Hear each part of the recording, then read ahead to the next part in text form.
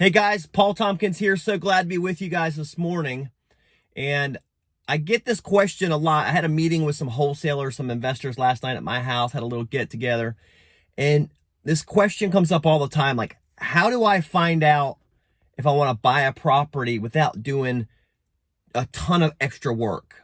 And for me, I don't want to leave my office. I don't want to leave my house. I don't want to drive 20 minutes to a property, spend 30 minutes at the property, and spend 20, 30 minutes driving back to my office or back home or wherever I'm coming from without doing a few things. And the first one is, I want to know what the value of that home is, not what somebody's telling me, right? Not what a realtor, investor, wholesaler, homeowner is telling me. But I want to do the work for myself. I need to know for myself because I'm responsible, right? This is my house, my investment. So I need to know what the home is worth to me on the market after renovation, ARV, okay? Why would I go drive a property if I don't know what it's worth, okay?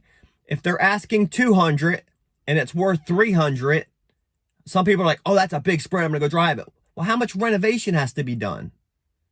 If they're sending me pictures and videos, which I highly suggest you have everybody do that, right? If they're sending you a deal, send me the ARV. What do you think it's worth? Number one, because I want to see if they're reliable or not. Are their numbers going to match up with mine and I can do business with them in the future because they know what they're doing, they know their numbers? Or are they somebody who doesn't know their numbers? They're just winging it. They're throwing out a number they saw on Zillow or Realtor.com or Hubzu, wherever it might be, and they're telling you that's what it's worth and they don't know, okay? So what is the house worth before I even leave and go look at it? I pull my comps. I say, okay, it's worth 300. They're asking 200. There's a $100,000 spread. How much is the rehab? Well, Paul, how do you figure out what the rehab is without going and seeing it? Well, guys, we're in this COVID thing right now, right? We're in riots right now here in the United States. You might not be able to go see the house. You might have to do it all virtually. Now, we're in the season where COVID is kind of they released the state of emergency, so you're allowed to go back out and do stuff. But what if we go back into it in the fall, right? What if COVID comes back around? There's still no cure. How are you going to do this? Practice now. So when I tell my realtors, my wholesalers, my investors, I'm like, hey, thank you so much for submitting that offer, that property to me to put an offer in on. Send me any pictures or videos you have. Well, I don't have any. Okay, what I need you to do is go out, take pictures, take videos, and send them to me. That way I can get you an offer and you can make some cash. Do you think that's not going to incentivize them to go do the work? Why would you go do all that work when you can have them do it, right? They're getting a wholesaling fee. They're getting a real estate commission. Like, you go do your work, send it to me, and I can view it all from the comfort of my office without spending any money for gas, without driving to the property, putting wear and tear on my truck, without spending time and energy, right? My hourly rate, if you don't know how to figure out what your hourly rate is, how much do you make? How many hours do you work? Divide it. That's what you're worth per hour, but you always want to make it more than that, right? So is that worth my time? Or is 8 out of 10 deals no good, right? The numbers aren't right. There's not enough of a spread for me to make profit margin after I pay my realtors, after I do the rehab, after I pay closing costs.